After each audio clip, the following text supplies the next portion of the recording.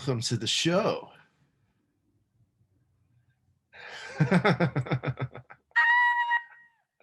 Thank you. You are finally here. Yeah, I'm excited. Oh, look, I noticed that you're drinking from my Wake Up and Be Awesome mug. I mean, at this point, can we call it yours anymore? What's mine is Mm, ours. mm, mm, mm. What's yours is mine. Is that how it goes? I, something like that. What are you drinking? I am drinking. I made myself a tasty beverage, so I am drinking a Bloody Mary, which is one of my favorite cocktails. This is true. All right, Yeah. so this is strange. I've got to act like I don't know the answers to a lot of these questions. Getting to know Lauren Conaway on a creative front. Let's see. Pretend like we're dating again. Pretend like we're dating. Okay. Yeah. All right. So, Mrs. Conaway, what? All right, so you're classically trained singer. Let's start there. Let's start at the Okay. earliest artistic endeavor, All just right. to dip our toe in the artistic pond that is you. Okay. What did that look like? Well, so I I was a singer from an early age. Very young. Would say that I started, around 6, 7, 8 years old, kind of when I hit school age. And I don't know, I just had an aptitude for it, and I enjoyed it. But as I got older and kind of moved through elementary school, middle school, I started going to classic vocal classes. I started to join choirs, do performances, and had juries, and I really thoroughly enjoyed singing. And you know this, but I'm going to tell the folks playing at home. One of my biggest failings as a musician or a vocalist was the fact that I was terrible at sight reading, just awful at it. It's just not really within my wheelhouse. And I mean, I would study it for like hours a week, trying to teach myself and having others try to teach me, and it just didn't click, which made things a little problematic, like when you're going to competitions and things like that, and you're singing in front of vocal panels, and they hand you a piece of music, and you're just like, oh, this looks like, I don't know, Cyrillic to me. So that was kind of a struggle. But the singing part, like the actual act of expressing emotion and word and melody through voice is what I enjoyed. So I mean, I did that all the way through high school. I thought about pursuing it during college, but when you do that, you kind of have to make a choice, like you're sitting at a fork in a road. And if you make that choice, then I kind of felt like this is going to become my life. And I loved singing, but I loved a lot of things at that point. I don't think I was quite ready to make that commitment, Makes sense. especially not being able to sight read very That well. does, yeah, that makes things problematic. Yeah, it wasn't my favorite, but I've always had a really good ear. And so like I could listen to a part or a harmony or a song once, and I could be able to sing it, and hit all the notes, good pitch, all of that. And so that was kind of my saving grace when it came to time for performance, or when it came time to, do certain aspects of the professional singer life. I could just listen to a song once, somebody could beat it out on a piano, and then I knew it. So that was what saved me. What's all right? What was you traveled, Yeah. right? Around, like, what's the, so two-part question. What's the furthest that you traveled through singing? And what was your favorite place that you traveled to through singing? Ooh, I'm trying to think if like those answers are one and the same. Which may be. Um, so the furthest that I traveled was I don't know in terms of mileage, but did a tour of Scandinavia, went to Denmark, Norway, and Sweden. And we did there was a vocal clinic in Uppsala, I think is the name of the city, but that was in Sweden. And it was a vocal clinic with, and this was like the part that I geeked out about hardest. So it was with my vocal teacher, but then one of the vocal teachers who happened to be there was like the grandnephew of Walt Whitman, which Nice. blew my mind. I just thought that that was really, really cool. But so while we were there, we went to I think it was Finland. I'm not Finland, like they have Legoland and we performed there and we performed a couple of different spots along the way, but we were there primarily for this week-long vocal clinic program. So that was the furthest. And it was a really, really fantastic experience. Like, I mean, just being able to see different places. And that was one of the reasons that I loved singing as much as I did, because it definitely afforded a lot of opportunities that I wouldn't have otherwise had. But so I think that my favorite place to try, well, okay, here's the crazy thing. So I performed at Carnegie Hall, and I loved that because the joke, like, how do you get to Carnegie Hall? Practice, ha ha ha. And so we did that, and I loved it. But the crazy thing is I actually enjoyed the acoustics more and the performative experience more at the Symphony Hall in St. Louis. And like everybody talks about Carnegie and like how absolutely amazing it is, and it is. Don't get me wrong. Like you're standing on a stage, and it's very overwhelming. Like you're standing on a stage where hundreds, if not thousands, of amazing performers have passed through. And there's like a real sense of history when you step out onto that stage. Like, think about all of the other people who have been on this stage. And I loved that aspect of it. But I actually loved the acoustics from in St. Louis better, which is where I did most of my singing because that's where I'm from. Makes sense. Well, that's Yeah. awesome. What was, all right, another two-part.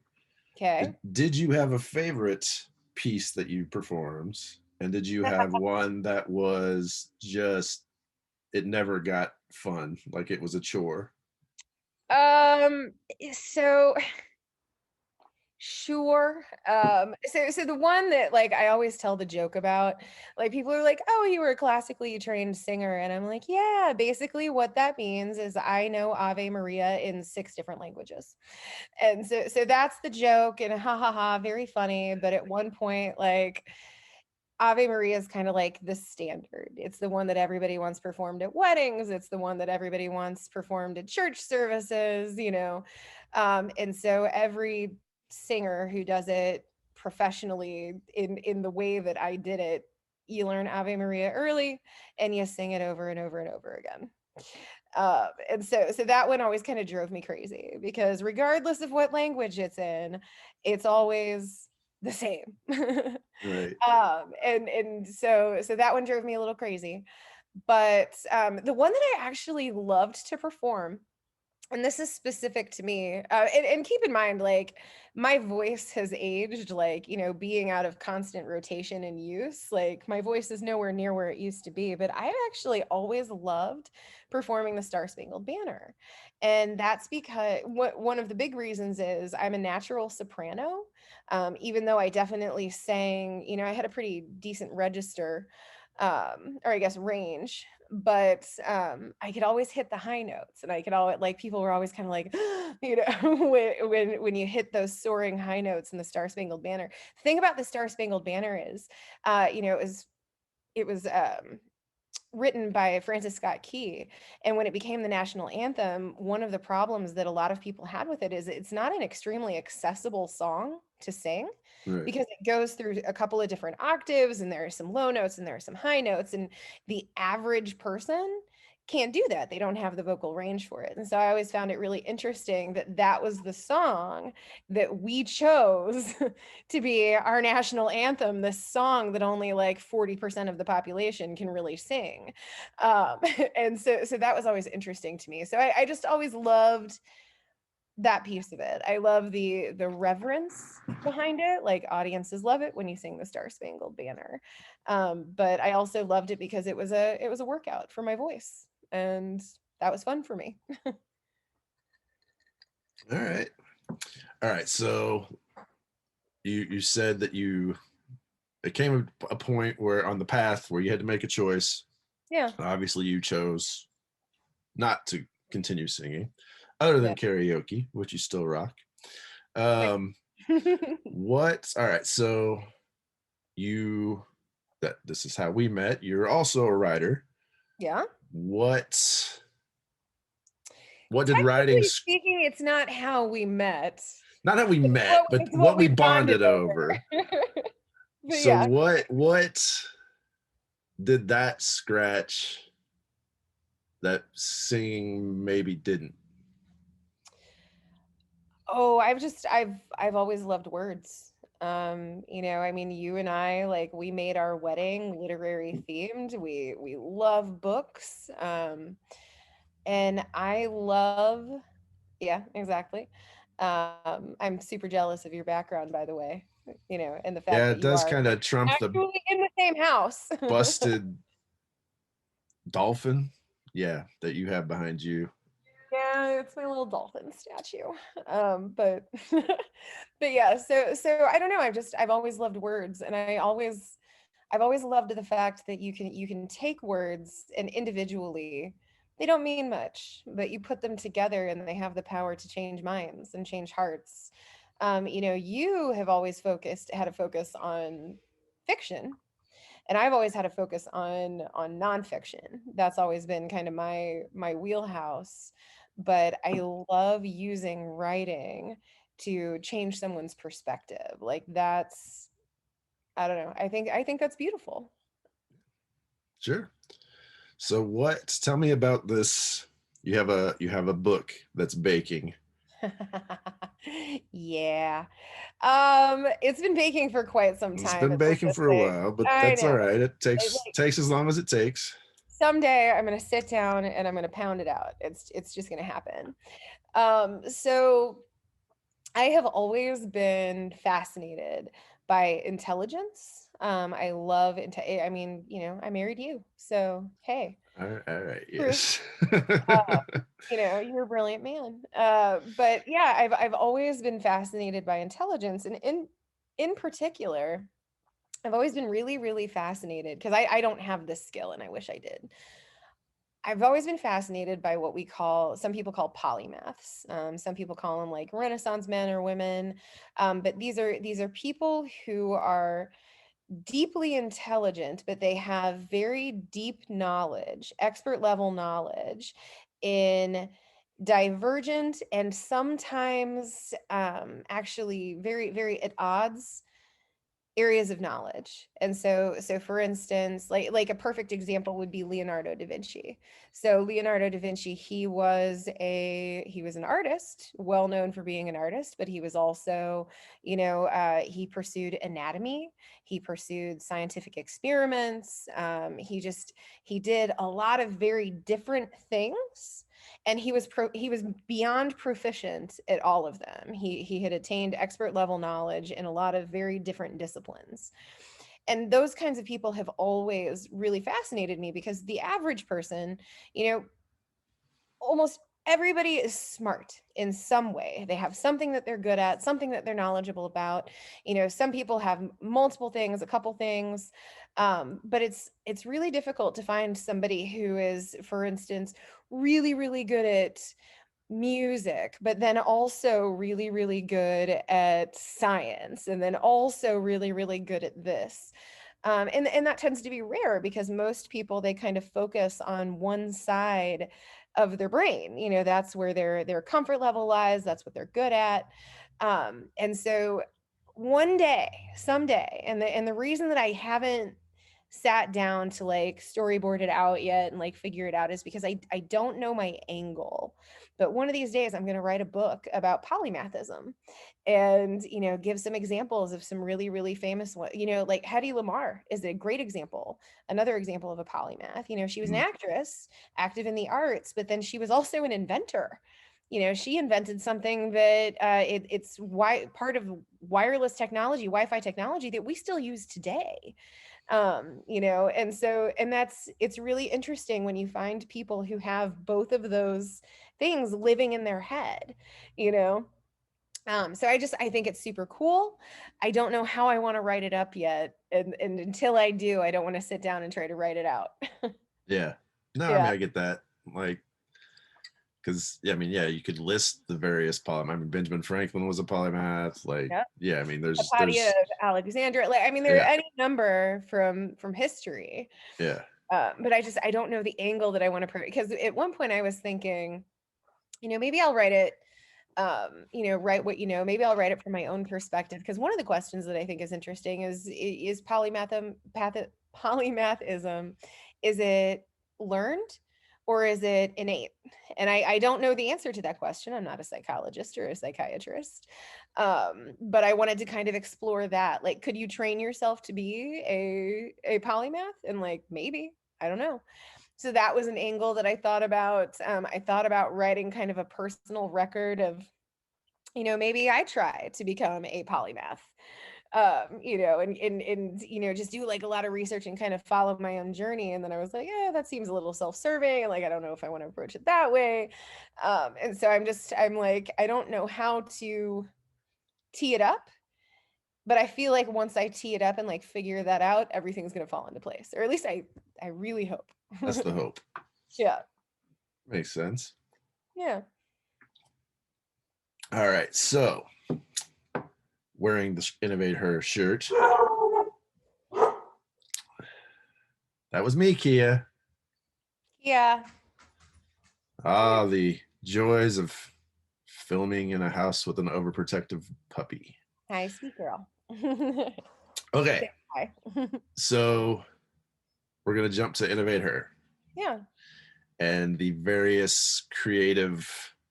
Well, okay. First of all, what is InnovateHER KC?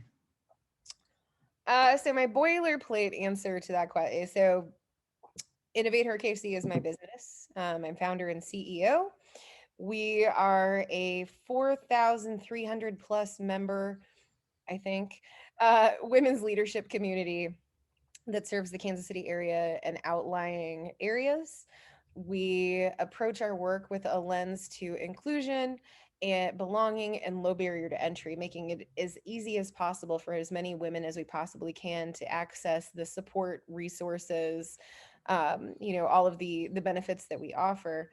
And we serve women leaders in the verticals of entrepreneurship, community advocacy, education, the arts, nonprofit and corporate management. So I mean, just a wide swath of leaders, women leaders.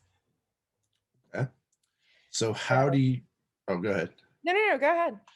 How do you?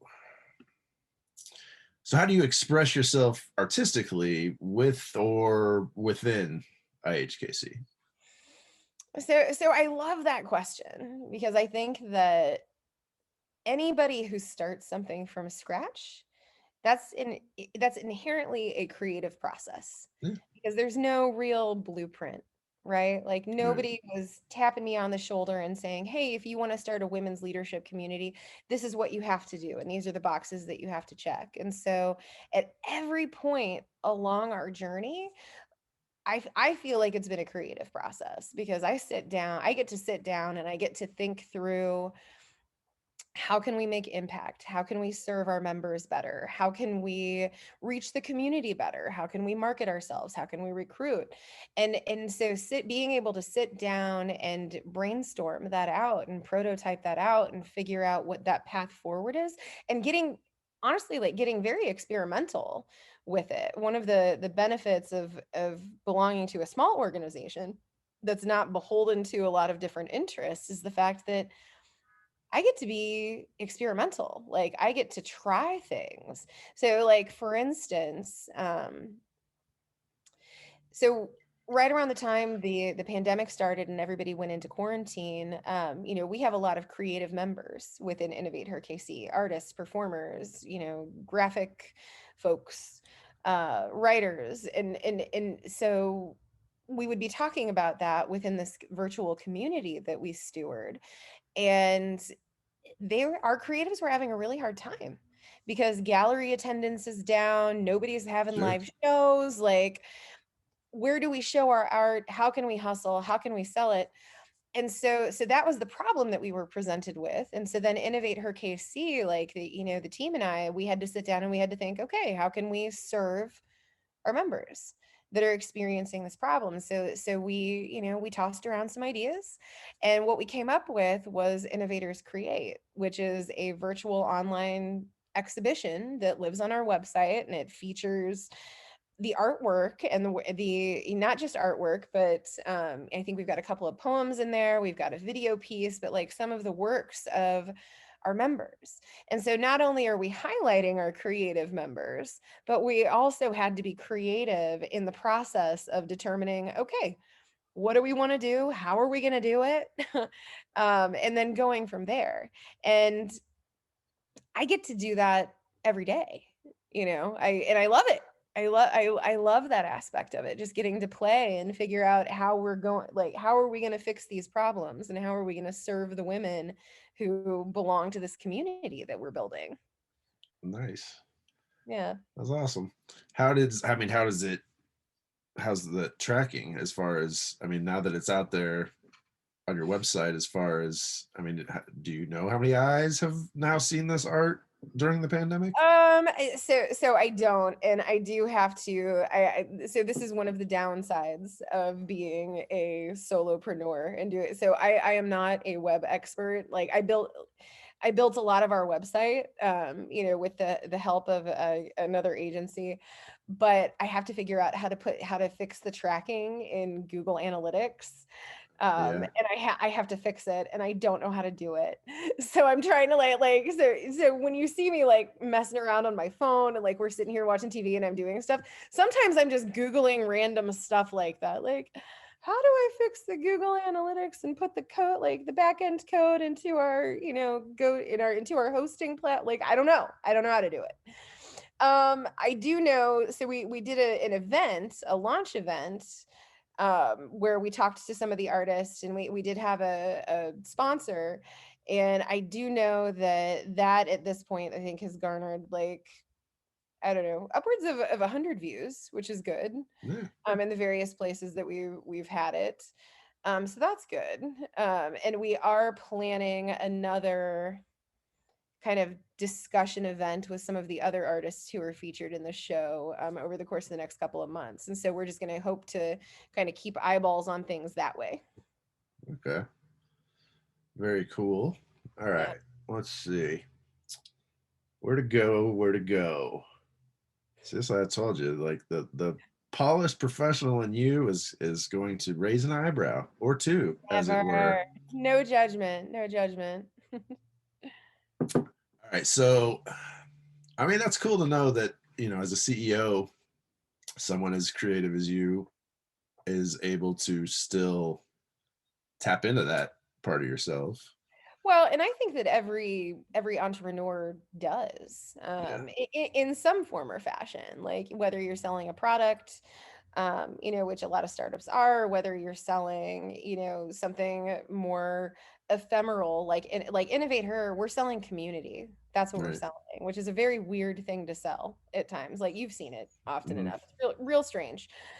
Um, but no matter what you're selling, I feel like entrepreneurs and small business owners and those folks who they're doing it all themselves, they are extraordinarily creative. You have to be, because when you're starting a business, or when you're starting an initiative, when you're starting something new and you don't have a playbook, challenges and stumbling blocks, they're inevitable. Like that they're gonna and you have to figure out ways around them or through them, right?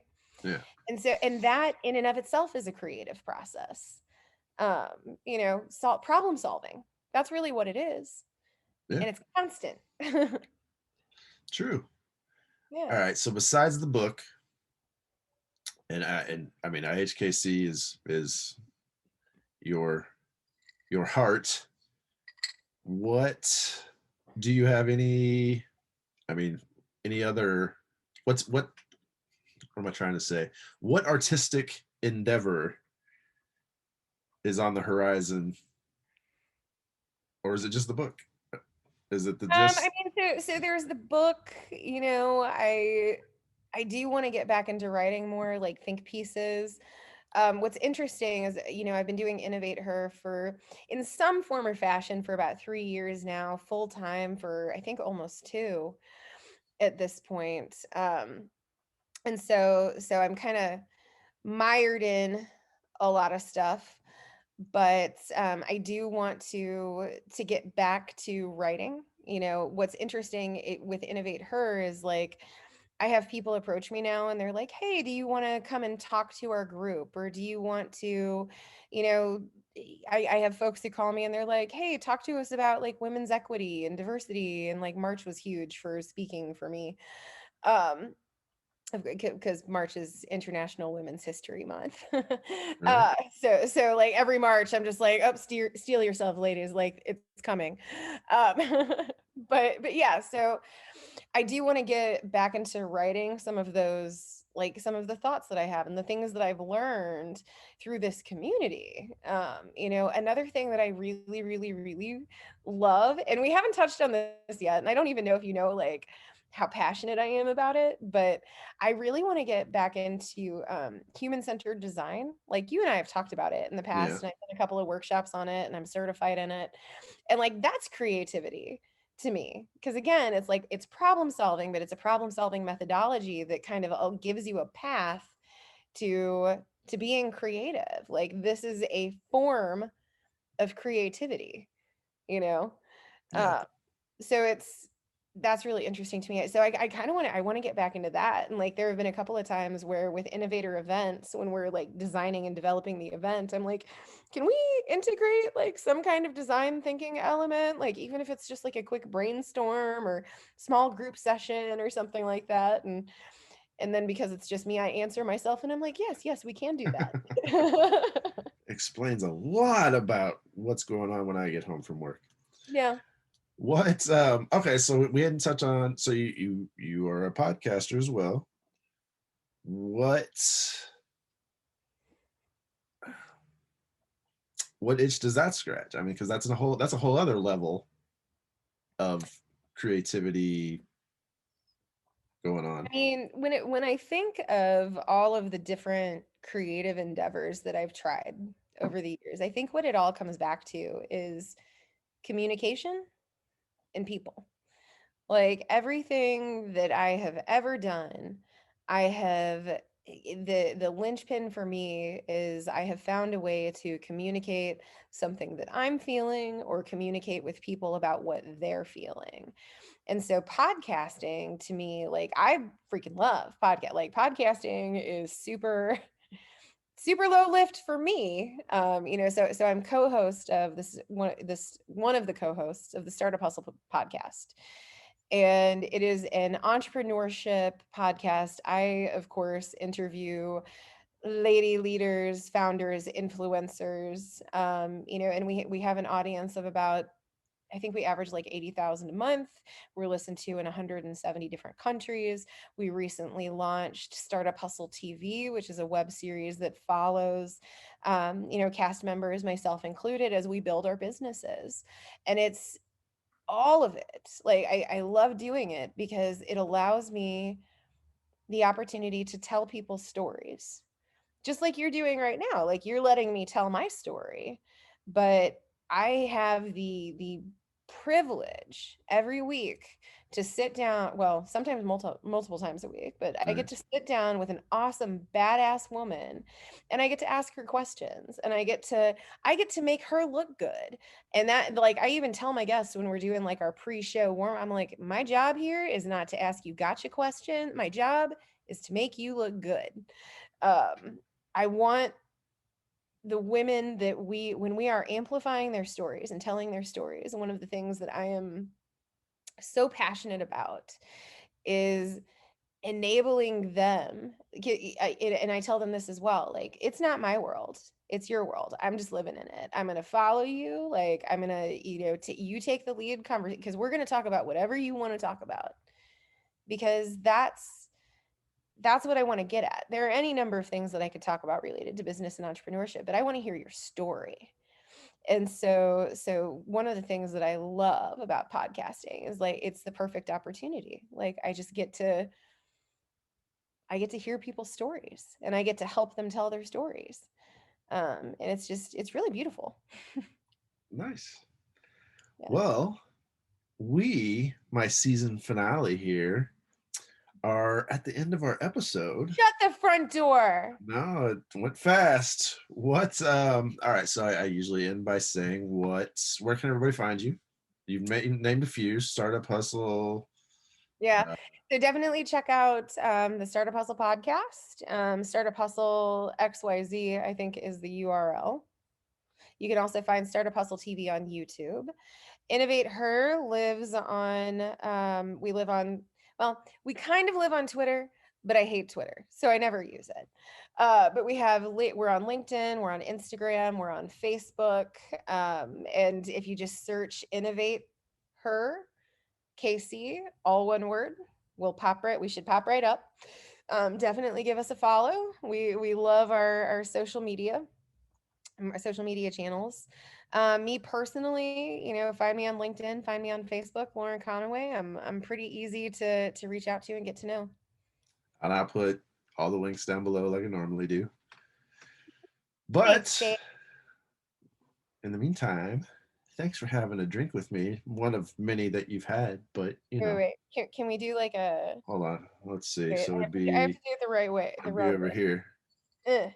No, other side. No, you need to do it to the middle. I am doing it to the middle. I'm gonna go like that, and you're gonna do it to the middle. For mine, it is the middle. So wait. I know, but you need to reverse it.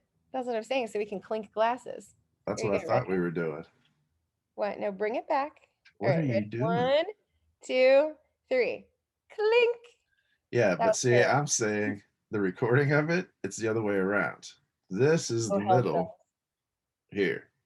So now go the other side. And I'm going to have to edit this so we don't look like crazed monkeys trying to do this.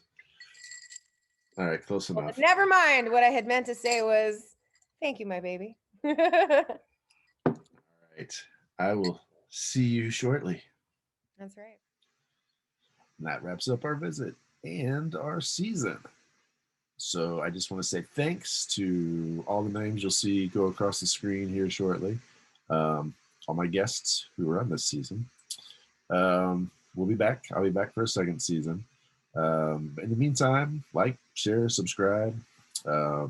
Keep an eye on the channel, see what crazy thing I do next. See you later. Yeah. So what'd you think?